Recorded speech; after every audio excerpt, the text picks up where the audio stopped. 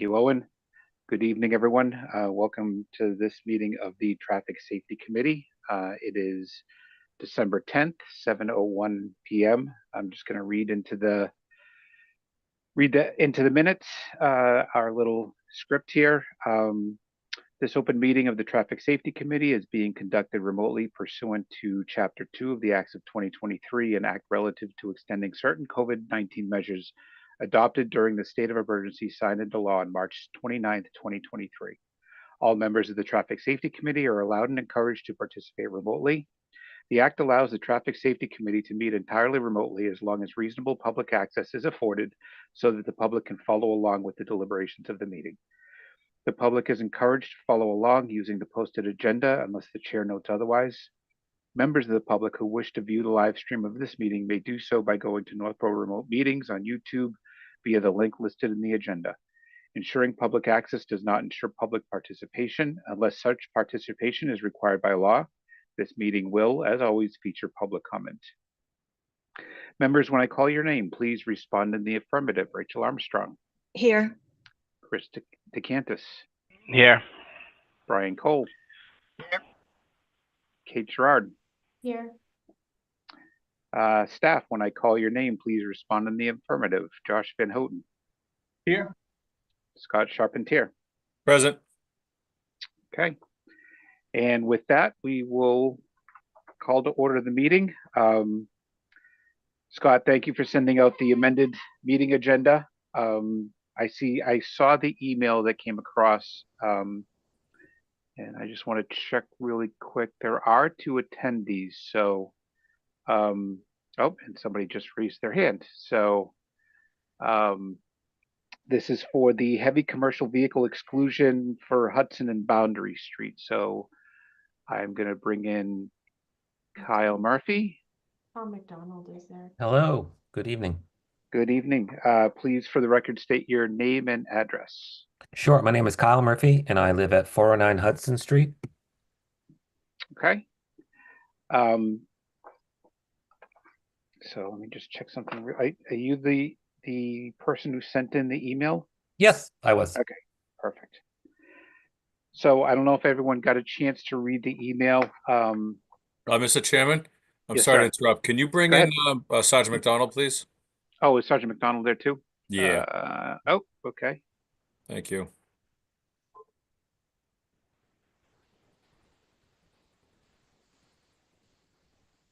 Sorry, Sergeant McDonald, I didn't see you out there. All good. Okay. Now everyone's here. So heavy vehicle restriction for Hudson and Boundary, is that correct? Yeah, I don't know what's within what's feasible. Obviously I live on Hudson Street and that's that's why I feel like my claim is strongest there. And I know that Boundary Street can be a little bit complicated because of Marlboro and Northborough kind of sharing the roadway there. Right. And I think, Scott, correct me if I'm wrong, that's where the problem lies with the heavy vehicle exclusion. We can only control the streets within Northborough. Mm-hmm. So we can't have a heavy vehicle exclusion end in the middle of a street. A truck would have nowhere to go once they got there, right? One of the other struggles with the heavy commercial vehicle exclusion is in order to implement one, you need to have an accepted alternate route. When that alternate route goes into another community, you need to have written approval from that community to route the truck traffic in that across their roadways. I've been municipal employment for 12 years and a consultant for a couple decades before that, and I have never heard of one town saying, "Yeah, please put your trucks on my roads instead of yours." And we've asked Marlboro in the past, not for Boundary Street, but we asked them for Bartlett Street, and they were not shy in responding negatively quickly. Yeah, unfortunately, that's sort of, that the problem with that area is you've got both streets that go into another town. So while I appreciate, and trust me, I live on right on Whitney Street. Yeah. So, Yeah. I see it all the time, and I actually have the same problem here, is that, Mm. you know, we were able to do one only because we were able to divert the traffic off onto Barefoot. Um, but without that, and even then, from on Whitney from Barefoot to the Berlin town line, there is not a heavy vehicle exclusion. It's only from Barefoot to the center of town.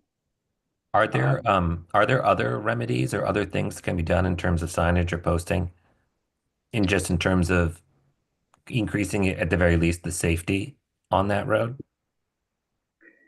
Yeah, I can tell you, I've gone down Boundary Street many times and come to a semi heading in the other direction. And, Yeah. especially where it narrows by that trail, that can get really scary. I just don't know, Scott, I don't know if there's anything, is there anything, any ideas anyone has? Go ahead, Rachel.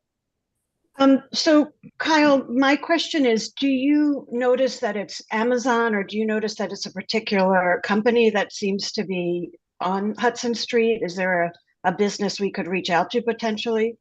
I think it runs the gamut, but I would say I feel like it's from my desk. Actually, I look at this intersection from my desk. I work remote, and I feel it's a Dewey Pile, FedEx Freight, and they're obviously coming off of Bartlett Street. I know why people come through here. It's when I bought the house, I knew that this is a reality. I just feel like with those hubs growing in terms of significance, like there's just a lot more volume of trucks than I remember when I moved into town, which was 2015. Obviously, pandemic kind of accelerated some of those shifts. Yeah, I mean, if it's those trucks, they shouldn't be going on Hudson Street. They should be going down Cedar Hill. I mean, there's a ton of signage there, so that's frustrating. The only other thing I would potentially mention, and this really just applies to nighttime, there's no street lighting around here. This intersection is very, very dark. And I think it's really clear now in wintertime with it being so dark. The visibility is just very, very off. I actually have to go across the street to get my mail because my box is across the street. And the number of close kind of calls just with regular traffic, I just think that area, that intersection might benefit from just being better lit, at the very least. So that, when I see people turning onto Boundary, I've seen too many close calls at this point, just from people Right. taking the turn wide. And I've seen my share of accidents here. So anything that could be done just to hopefully provide greater visibility for drivers would be appreciated. Yeah, I'm Yeah. not sure, Scott, if there's something we can do about that. So all the streetlights in Northborough are owned by National Grid. I can certainly reach out. Their goal and objective has been to illuminate intersections first, Hmm. not necessarily tangent sections of roadway along residential areas. That's really not their goal. I can reach out to National Grid and request them to evaluate that intersection to see if it warrants a streetlight. I know. I've communicated with the resident that lives directly across. They put that little stone wall, the little block wall up. Yep. Their tree looks like it's been hit about a dozen times. Um, they've had concerns about that intersection for many years, and we've done what we could to remediate it. It's a struggle for sure. We can reach out to A. Dewey Pile politely. They're somewhat of a locally owned business, and just ask them, is there an alternate route to Boundary Street? But I don't know if that's going to bear any fruit, really. Yeah. I think the other thing, Scott, I know it doesn't increase the size of the road, but that stump that's sitting there on the side of Boundary Street that juts out into the road, Mm. is there anything that can be done with that to say cut that back maybe or something? Which side of the bridge is that on? Ours or theirs? I I think think it's ours. yeah, it's ours. It's so right as if you're coming from Hudson, right, you go over the bridge and right before the entrance to the trailhead on the right, on the opposite side, there's a huge stump. It's probably a good, 2.5 feet in diameter. That's Just stick. Marlboro. Oh, is that Marlboro? Yeah, our Yeah, our that our side's roadway Marlboro. ends right at the pavement joint. So when you turn off of Hudson onto Boundary Street, there's a pavement joint, probably, I don't know, what do you think, Tom? Maybe 150, 200 feet down or something like that. Yeah, I was gonna say about 100, 150. Yeah, yeah. So that Pretty clear mark, like two different pavements line up, and then the whole road, the rest of the way is all in Marlboro. Our town line's literally the edge of Boundary Street. The edge of right. Boundary Street. The right, Okay, that if you're going that's towards if you take right. come off Hudson, the right hand side is all Northborough. That's why Windsor comes off. If you look at a map, it literally comes out of just the town line, like all of Boundary Street. The road is Marlboro. Yeah, our Okay. plow trucks drive through Marlboro to get to Windsor to plow it and then come back through Marlboro back Yeah. to town. So Okay. I have a question that sounds naive, I'm sure. But on Cedar Hill, Marlboro paved Cedar Hill and it was, in desperate need of repair, and it was because of Amazon's trucks. So my question is, can we share accident data, Northborough and Marlboro, in that area to potentially work with them to figure out a solution? Because maybe there are accidents that sometimes occur in Marlboro and sometimes occur in Northborough, but when you add them up, it's significant. Is there any way that we can work via either the police department or the DPW? I know it's out there, but I'm sure I'm sure me or someone you could reach out to Marlboro for just some accident data, give them like a couple year on Boundary Street, and it will give them the length. I know a lot of the accidents that we end up there in our town because they're at Hudson and Boundary, like so we right. book those. But then I don't know about like at the other end, Millham Road comes in. There's I forget the other road that forks off. Elm. I'm sure Marlboro has data if there's crashes there or how many. It's just like requesting any type of info from us, so you can certainly do that.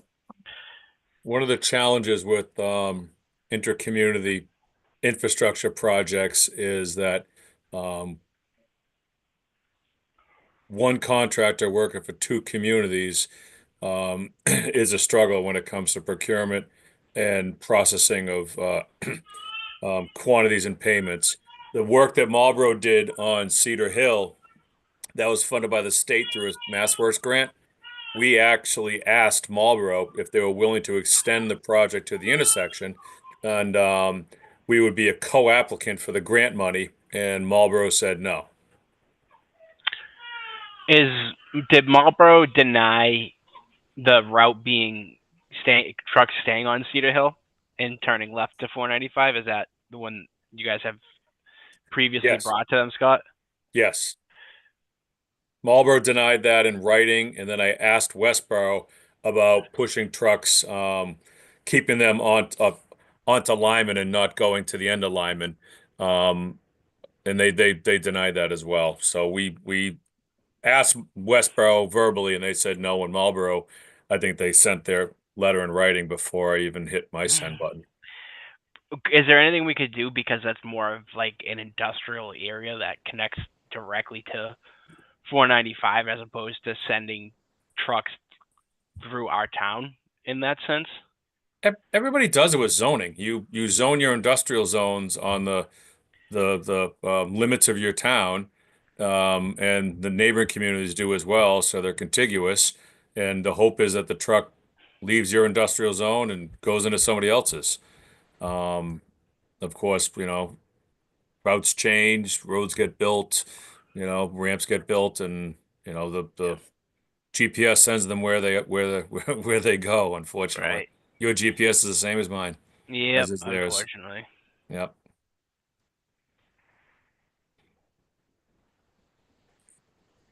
So, Kyle, I'm sort of sorry we can't help more than we can, if that Yeah, makes no, sense. no, I appreciate your guys' responsiveness and hearing me out. I mean, obviously, situations evolve. When we moved in here, there weren't many houses even on our street, so things, the community's growing, and I think that's the thing that, I have two young boys, 7 and 8, so I'm constantly thinking about, what this neighborhood will look like in the future if things kind of tr continue to trend in this direction. Right. Brian, you got your hand up. Go ahead.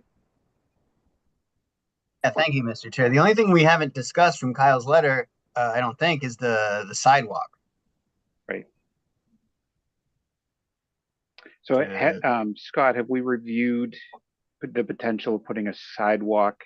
I know we probably can't do it on boundary because again, we only have the very. We could do it on our half of boundary, I suppose. Yeah, generally when not generally when new sidewalks are constructed, the goal and intent is to provide pedestrian access from a focus or a target area to a destination, or close gaps. So Allen Street's a good example. You have sidewalks on East Main, you have sidewalks on Hudson Street, no sidewalk on Allen. That's a gap. It's a gap that logically could be closed by a sidewalk. We have destinations between um, the two schools, Peasley School on Maple Street and Algonquin. That would be a targeted destination. Pine Haven, huge neighborhood, lots of residents. They don't have sidewalks to get to Times Square and Brocky's Plaza, nor do they have sidewalks to get to Lincoln Street Elementary School and that sidewalk system. So those are where you look to spend your infrastructure funds on sidewalks. There are no sidewalks on Hudson Street at Hudson Solomon Pond. There is a sidewalk on Boundary Street Bridge, I believe. Yes. But that's a Mass DOT standard. Any bridge you build in Massachusetts, you have a sidewalk on it, even if it's in the middle of nowhere with nobody around. We have one on School Street over Assabet. There's no sidewalks anywhere near it, but in the event there's ever a sidewalk put in, they make sure there's one on the bridge. Same thing on Allen Street. There's a sidewalk that goes over the Assabet on Allen. Nothing on the other side. So the chances of spending town resources on a sidewalk infrastructure there, as opposed to some of the other priorities I listed, is pretty low. Mhm. But I think to Brian's and to Kyle's point, right? This might be a neighborhood. This is an up and coming neighborhood. We may need to just put it on the list of, you know, potentials. I know it's far down the list, and I'm sorry about that, Kyle. But you No know, worries. given that there are new houses being built out there, this might be one that, you know, we need to put on the list, whether it's, you know, far down the list or whatever. But especially something coming from maybe from Boundary down Hudson towards Solomon Pond. Tom, go ahead. Yeah, just is the concern just the traffic itself, or is I mean, is there any enforcement that we could also help? I know guys used to sit all the time. 380 Hudson on that little stretch Yeah. was a major hotspot. We'd get cars all the time speeding. Is it just the trucks, like the volume and but they're not like speeding or anything like that, right? I don't, you know, it'd be really hard for them to speed because they got to make Right. that Yeah. turn. 12th gear. So it really hasn't been that. It's just nowadays to make that turn, they do a lot of stopping, and there's a lot Gotcha. of already car traffic there. There was a, you know, unmanned kind of speed check there because there are some, you know, usually late at night people who rev and kind of go crazy on the road. But Right. um, I don't know, there was some kind of enforcement, but you know, I don't necessarily think that speeding is the problem on the road. Okay. I was gonna say, I mean, I can add it to our list just as an enforcement thing. I mean, yeah, they're not gonna jam up trucks just trying to, make a Yeah, turn and drive through there, but I can add it to our list of spots and have a guy sit there occasionally and just try to aid in that way. appreciate it. Thank you. Any other comments from board members?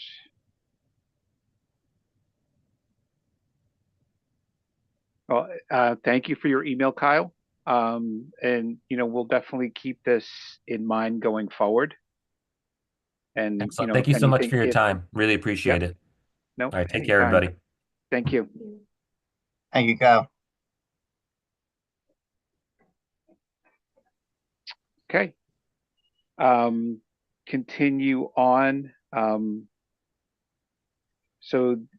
Scott and I had the pleasure of sitting in front of the select board for the past couple months, and going over the the townwide speed limit as well as the Summer Street HCV. So I don't know if everyone saw the updated questions. They had asked me to sort of expand on the questions for the survey, so I did so. But we got their approval to go ahead with the survey. So Scott, I'm probably going to need somebody, whether David or some, do you guys have a Survey Monkey account, or how does that usually work? We don't. I know we've had some consultants use theirs, for the downtown revitalization, the master plan implementation. I'd have to figure out how to do an online. I mean, I've never done an online survey. I don't know how to do that. I know how to do it. It's just I don't know if we have an account, if the town has an account to use, or if I have to use a personal account, or how that works. I'd have to reach out to Lori. I mean, we can figure out a way to do it, whether it means we have an account or we use a consultant and they just give us access and we pay a small monetary fee to, kind of filter it through them. The logistics of it, I'll figure out. As far as the content and time frame, I'd look for guidance from the committee on that part. Right. So, and that's the other thing. So let's assume we're going to get this up and running sometime, probably just after, either between Christmas and New Year's or just after New Year's. We were sort of talking with the select board about leaving it up and running for about a month and then collecting the data after that. How does everyone feel about that? Do you think a month is enough time to leave the survey up for people to answer? Appropriate, and that way it'll give us a chance to talk about it at the next meeting, right? If we put it out the last week of December or first week of January and leave it open for a month, then we can talk about it in February. Yep. At our meeting, but we meet once a month, so I think it makes sense to give everybody that much time. Okay. Anyone else?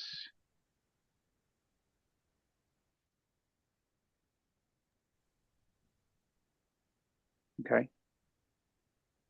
So we're looking at the end of December through end of January type of window? Yep. Okay. Yep. And then we can, then we'll stop it. We'll compile the information and have it ready for our meeting in February. And then we can present those results to the select board, maybe the end of February. Yeah, our meeting would be February 11th. So I think Right. that probably makes sense. And I think the select board,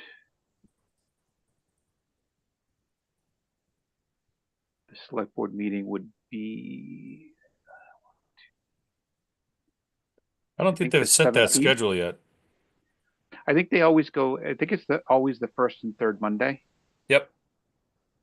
So it would probably be like the 17th. Yep. Or yeah, the 24th, that's a holiday, 17th, but yeah. Oh yeah. They've Yeah, been so having the them 24th. very frequently. So we'll get one later in February. Yeah. Okay. I think that works. So Scott, why don't you, either if you can reach out to Lori or if you need me to, and let's see if we can get that started. Yep. I'll take care of the logistics. And one other thing, Mr. Chairman, we talked about having hard copies at the library and senior center as an option. I'm not sure if the committee prefers that or not. I think that's a good idea. Excellent idea. I know a lot of people that I talk with at St. Rose that do not use the internet. So I'm sure they would appreciate that. Actually, Kate, do you think St. Rose would host some paper copies? I can certainly find out. I don't see why not. I mean, Okay. I'm wondering where they would put them. I don't know. Put them in the back by the I bulletins. can figure it out. I'll find I out think, this weekend. in all I think that's a seriousness, good I idea. Put a think QR in the bulletin. Who's volunteering? I'll bring it to coffee and donuts after mass. There you go. put a QR in the bulletin. if they're I not feel like that does the using opposite of what we needed to. Yeah. Not cool, Kate, not cool. No, I- no. Too cool, I think. Are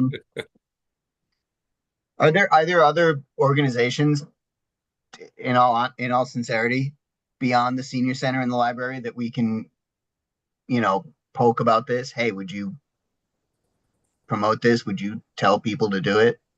Get out to the community at large, people that aren't necessarily going to be reading the Community Advocate or whatever. Is Well, there I a think way to get it into schools to parents? That is also a good idea. Say parents are more inclined to be checking emails and going on the Well, yeah. internet. Yeah. You know, Well, that's fine. Then, Yeah, but I we can think see if the teachers or the principals will put something on Parent Square or whatever. There's Well, but to Northborough Scott's point, moms and all those Facebook Yeah, pages. yeah. or- yeah, to Scott's point earlier, though, what we can do is we can have a one-pager with a QR code, right? And that can go out to places like the schools and a bulletin board and, maybe a couple restaurants or businesses in town that people can just scan the QR code and get the survey. We've Right. received resistance in the past from utilizing the schools as a mechanism of distribution for general government information. That's I don't believe that would be Okay. found acceptable by the school. Well, let me just district. counter and say that we've had teachers and crossing guards come before this committee demanding that we do something to increase the safety of students walking to school. So I think this is a concern that they would be on board with. This, I don't think this counts We as can- general government, frankly. We can ask the question. If they say no, they say no, right? But it I'll can't hurt ask. to I wouldn't get Yep. my hopes up, but I'll certainly ask. Thank you, Scott. Yep. If you were to go through a PTO, is that a workaround instead of going to school administration? I mean, you know how they send out sort of announcements. It's been a while since my kids were in elementary school, but Really, your social media, Facebook, your Yeah. mom's group, your, whatever, all those things. social media platforms, I think is probably, the citizenry and their network will probably get it out pretty quickly. yeah, But I will absolutely ask the superintendent, if he finds it acceptable. Okay. And the select board has also offered to use, their pages as well to push this. So, so once we have the link, I think we'll be able to push it out pretty easily to Yeah, everybody. we'll put it on town news. So there'll be a mass email. Everybody who sign up for town news will get it. So anybody who's kind of relatively civic engaged will be aware. Yeah, good. So, if there's nothing else on that, we'll move on. HCVE for Summer Street. So I don't know if everyone remembers, but we had initially not recommended that high commercial vehicle exclusion on Summer Street. The select board decided to take it up and they actually approved it. So it's being sent out to Mass DOT for their approval. And then once they approve it, it'll come back to the select board for a final approval before the signs are put up. So, Do we know how long Mass DOT reviews that for? Is it a 30-day review? It can be longer. can be. Chris, they'll reach out to us if it's getting longer. My guess is that this might be a little longer, just Yeah. because of complications with the intersection. But when it has been longer, they respond to us and say, we'd like another 2 weeks to review, and that's, obviously you allow that. Okay. Yeah, I think, like you said, it's a little bit tricky with routing traffic to that intersection and the implications it may have. right. And that was one of the things I brought up in the meeting was I set the expectation that they may reject this, right? Yeah. They have every right to reject it. So, if they do, there's nothing we can do about that. And Right. so, I wanted to set that expectation with the select board. So, so that one's in process. Rice So Ave. can Go ahead, I go Kate. back to Summer Street for a minute? Yep. So I know you said we initially voted I just want to be clear, this committee voted unanimously against a truck Right. exclusion on Summer Street. That never changed. Right. The reason it brought before the select board last week was because a citizen sent 2 emails within a week apart to the select board and the traffic safety committee. And the select board took it up at their one meeting before our meeting and decided to go forward with it. Yep. We also have Brigham Street on this agenda every month. Right. And all we're doing by approving a truck exclusion on Summer Street is forcing more trucks down Brigham. And I can't imagine that the citizens of Brigham Street are going to be very happy about that. Well, And to be honest with you, being a part of this committee, and I'm sure everybody here agrees, we signed up and we take the time to review everything that is sent here. And I had to read about this in the Community Advocate, and that feels just a little bit backwards. So I feel the need to put that out there. I think that, you know, the select board felt very strongly about creating this committee to discuss traffic safety concerns and then completely disregarded the unanimous vote of this committee. So, you know, I get it that they want to appease the citizens that make the requests, but between Brigham Street and the center of town, I've got some serious concerns about how this is going to play out, and having a tractor trailer take a right turn from 135 onto Route 20 from the left turn lane when traffic to the right of him can take a left. I just can't imagine that that is an appropriate solution. And I don't know. I'm glad that the Mass DOT has to review it because it's on Route 20, because I just don't think that that is safe. Yep. But I wanted to put that out there because I was just a little upset reading about it in the newspaper. Rachel. I agree with the frustration, Kate. I totally get where you're coming from. The one point, because I did watch that meeting, the one point that I think Lisa Maselli brought up was the island at the end of Summer and 20 that I don't think was part of our discussion. And that is, so the road really narrows there. So that, I don't think that that was part of our discussion, that island there. So that sort of gave me pause. But I do have concerns because then, as you said, with Brigham, then that traffic gets redirected to Brigham. Then if we give the truck exclusion to Brigham, then it's School Street. So that whole area, when we start approving these in a vacuum, you know, the center of town really starts to have a significant impact. So I completely hear the frustration. Because we did have a significant discussion about it, but the island at the end of there was not something that I thought we had discussed, and that sort of, you know, that could be really difficult for a tractor trailer. The other question too for Scott is, it came up to, I know we're always looking at thresholds and the 5% threshold.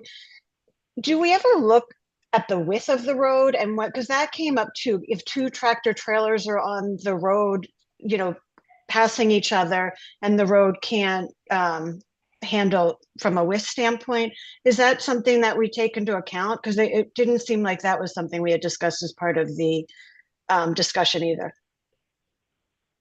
Very rarely is roadway width a concern. I mean, the absolute minimum roadway width is 18 feet, which is ridiculous because it's smaller than 2 parking spaces. Summer Street, I believe, gets down to 20 feet, which is narrow, but you know, it's adequate for the vehicles to pass.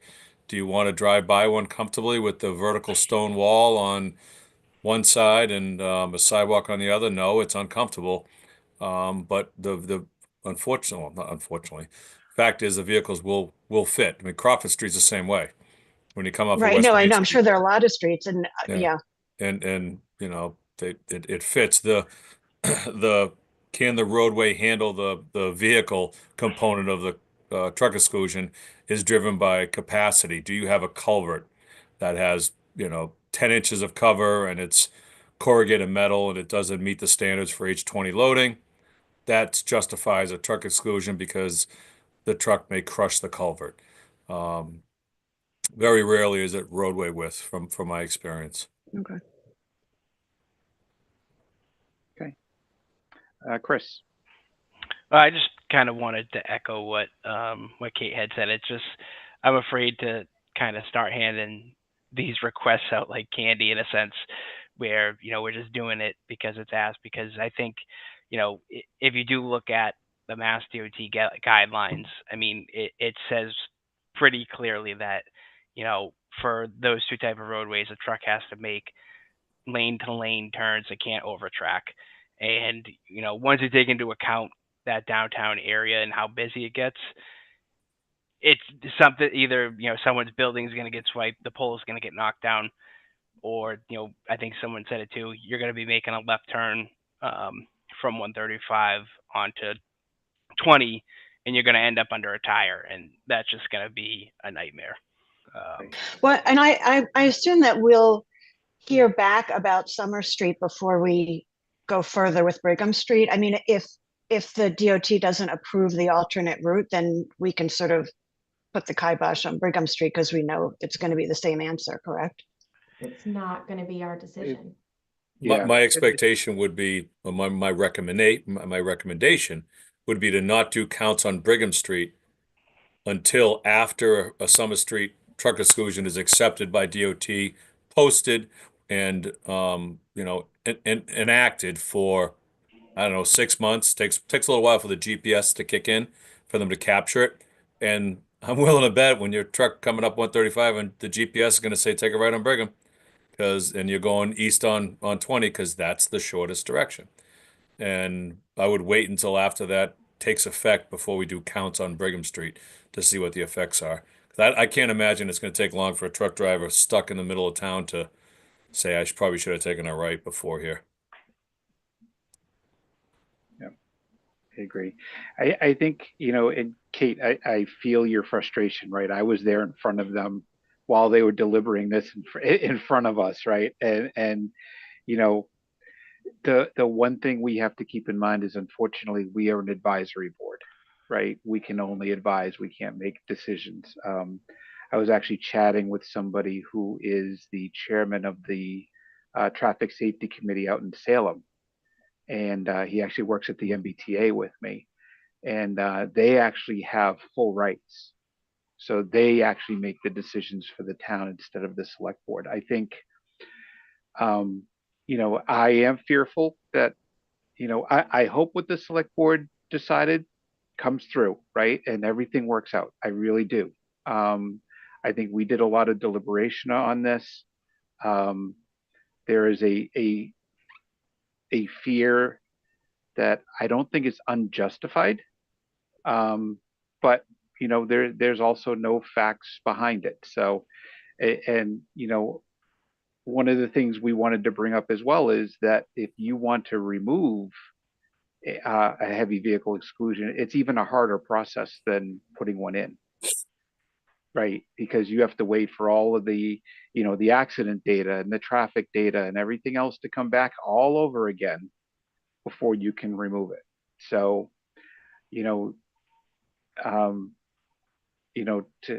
to Chris's sort of point of, just handing these out, we need to be really careful. I think it did get brought up in the meeting by one of the select board members as well, that, if they want one on Brigham, that they should all start emailing as well. And I think that's sending the wrong message. I really do. But, again, we are an advisory board. So, all we can do is advise. We did our job. I think we did our job well. And, we'll wait and see what happens. That's all we can do. So if we're done with Summer Street, I do want to move on to Rice Ave, because that did get brought up as well. They want to, the select board wants to move forward on Rice Ave as well. There were some concerns brought up with that. I don't know if everyone saw the meeting or not. I want to make sure if they do want to do that we get counts on Winter Street as well, because Winter Street is going to have to be part of that. You can't have a truck coming down Winter Street, get to Whitney and not be able to go anywhere. There's nowhere for them to turn around at that point. So that definitely has to be part of it. I don't know if anyone else has any thoughts on that. Winter Street goes straight across into Rice. Correct. Correct? Yeah, Okay. into Rice. So All right where yeah, that house is, definitely. right at the corner there, with that stone wall that always gets hit. Right. You know, that's Winter Street coming into Whitney, and then Rice is on the other side. Yeah, I agree with you. I think it's important to do both. There's going to be one because, like you said, there's already an exclusion on Whitney. Trucks can't turn around on Winter, so to provide them with some alternative.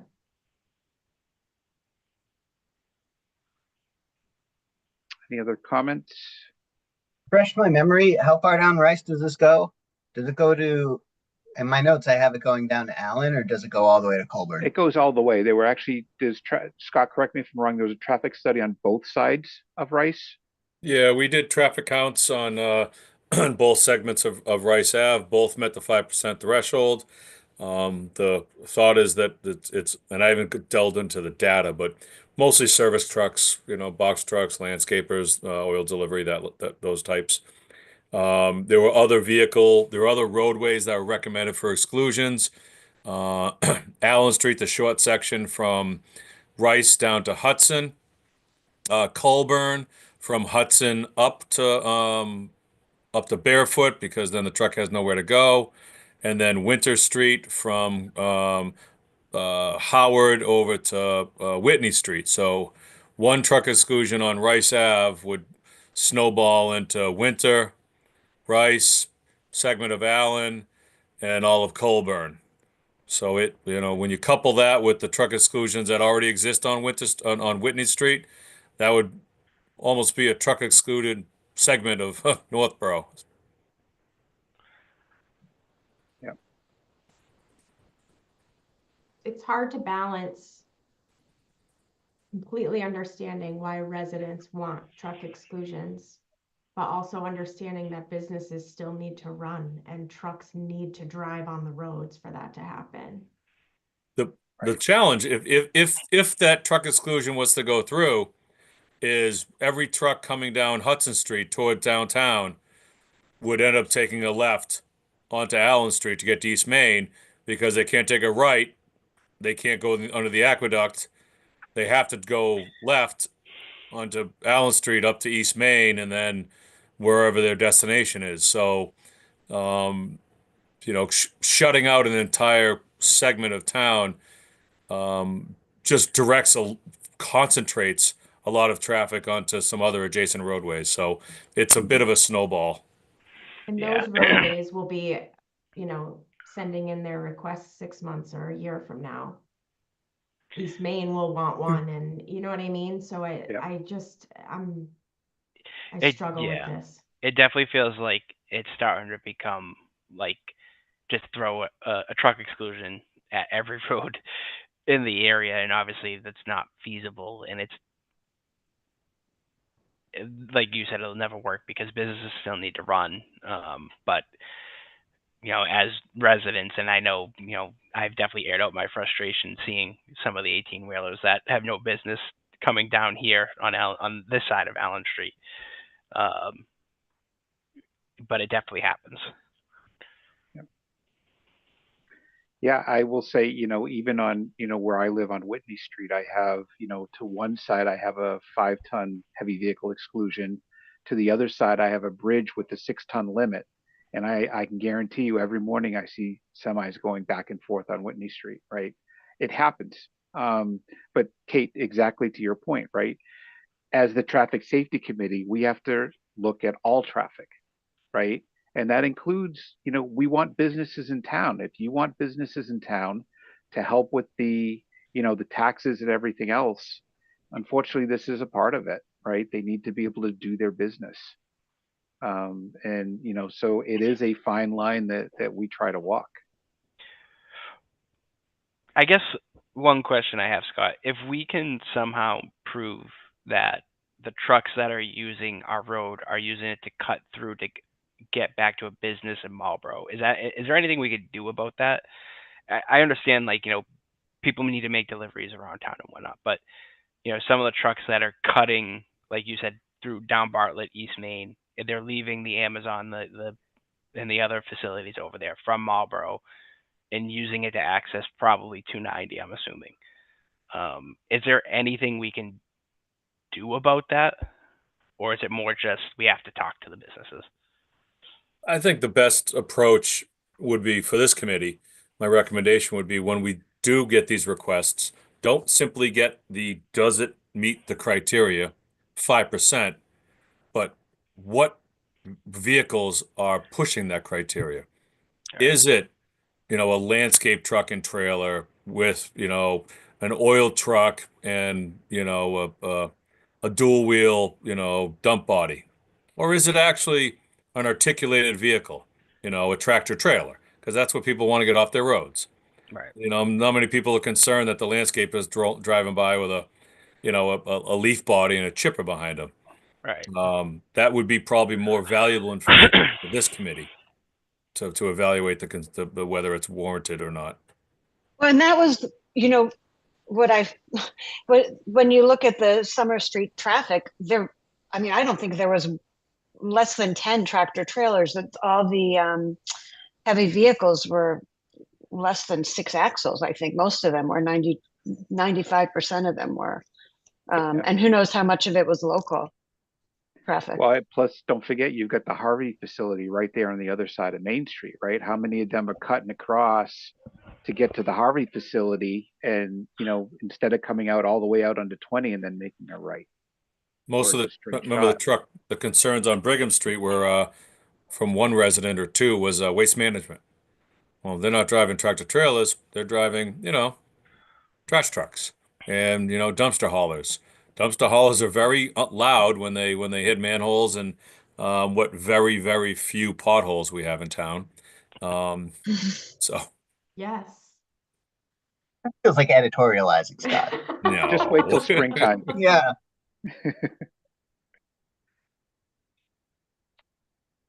Okay. So moving on to more HCVE. The Lincoln Street, Pleasant Street. Scott, I'll let you give an update on that one. Thank you, Mr. Chairman. So that was approved for ARPA funding, $18,000 for the engineering study for both roadways. The work is underway. I would fully expect the reports to be positive and supportive of a heavy commercial vehicle exclusion. Once I receive those, which I would expect to get after the holidays, we'll just take the next step. Have this committee consider the reports and move forward onto the select board if you choose so. We will actually get, in addition to the 5% counts, those sort of how many are tractor trailers and how many are landscape trucks and blah blah blah blah. Yes. Yep. I will have that in the report. Good times. Thanks. Yep. And just as a reminder for everyone in the public who might not, realize, in the DPW budget, there's only budget for one count per year, right? And so that's why we sort of try to keep a running list of, the priority list that we have in town, of the ones we want to do, or the ones we want to get done. So just as a reminder to everyone, that might be watching that, we don't have, Scott unfortunately doesn't have the funds to be able to do counts all throughout town. So we sort of have to prioritize what we do per year. So I'm going to take one for the team and ask a really stupid question. No stupid questions, only stupid answers. So an HCVE is done by weight, as you were saying. So to make sure the weight, the road can hold the structure, hold the truck. When I'm looking at how we classify vehicles, we do it by axle. So when do is there a 5-ton and a 2.5 ton? Are there two different type of HCVEs, and how does that line up with the axles per truck per HCVE? There's a truck exclusion on Upper Whitney Street. Bill referred to it earlier. There's a bridge over the railroad tracks past Coolidge before you get into the industrial zone with Steris is and Santa Antos and all that. That bridge has structural challenges to it, and the limitation on it is not related to the number of axles, but to the weight. So if we were to do a truck exclusion on a local road, let's say it's Summer Street, I'm sorry, School Street down by the tree farm, by the golf course, because that bridge was found to be structurally compromised, we could do a truck exclusion there. We just send the report to Mass DOT. This bridge cannot handle anything over, 5 ton or 5 tons. They approve it.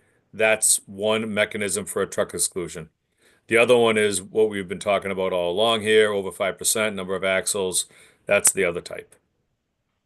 I would not need a traffic count on a structurally compromised culvert or bridge. All I need to Okay. know is that one truck could fall through into the river. Okay. Thank you. And that was a great question, Rachel. Oh, thank you. Humor me, Scott. Okay. And I think we've talked about Brigham Street, so I'm going to leave that one there. At this point, I'm going to open it up to any public comment, which there's nobody in the attendees list, so we can go through that pretty quick. Approval of November 12th, 2024 minutes. Did everyone have a chance to review the minutes? Any questions, amendments? If not, do I have a motion to approve the minutes?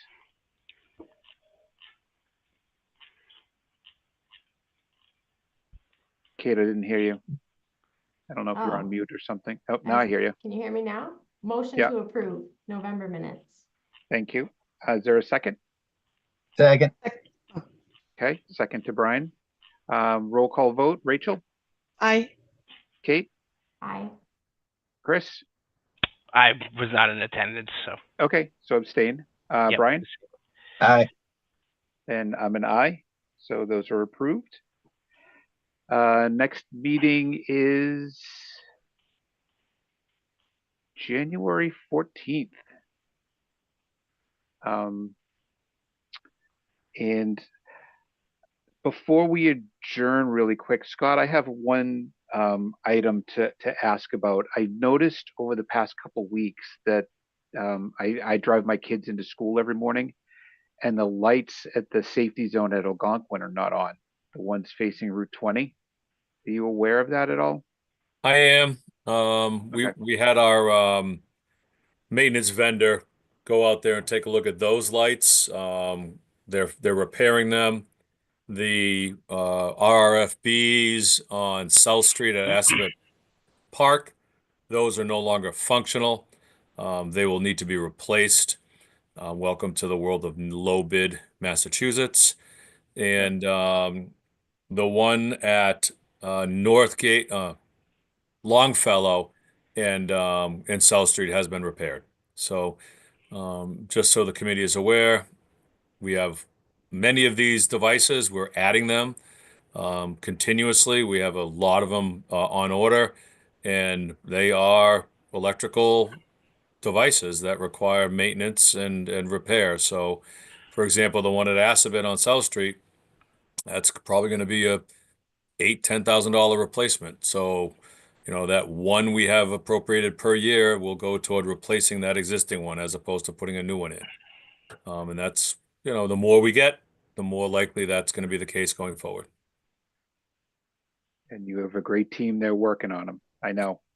So It's a high priority location. Yeah. No, Assabet Park. yeah. No, Yeah, for I real. agree. Yeah. Definitely. Would the $8,000 be better spent maintaining that one or putting a new one somewhere that frankly might not have as much of an impact? Yeah, Right. You're right, Brian. Absolutely, 100%. Mm-hmm. And then one thing that I do want to put on the and on the agenda for maybe for next month as well is an update on the 7 that we have that were approved by the select board and where we are on those. So the design for each one of the locations is complete. We issued the design, which included sketches at each location with some grades and limits and quantities. We provided that to our paving contractor this year. They provided us a change order for construction of the wheelchair ramps, curbing, as well as installation of the RFBs. That change order has been approved. The equipment has been on order for, I don't know, 6 weeks or so. And when that equipment comes in, my expectation is the contractor will get out there and get that work done as weather permits. I was going to say, do they do that kind of work over the winter, or would they wait for springtime for that? It depends. It's really challenging. If it was not on the road edge, it's easy to do flat work, concrete like pads. But you put a brand new concrete pad in, it's curing for 7 days, and we get a foot of snow. You got to put a new pad in. So it's the location doesn't lend itself to snow removal, unfortunately. Right. Okay. Great. Unless anyone has anything else to bring up to the board, I will entertain a motion to adjourn. I'll move. Okay. Second. Second. Okay. Roll call vote. Rachel. Aye. Brian. Aye. Chris. Aye. Kate. I think you said aye. Didn't. Aye. There you go. It's late. And I'm an aye. You wanted to keep us in suspense, I know. I'm an aye as well. Thank you, everyone. Happy holidays, and see everyone next year. You too.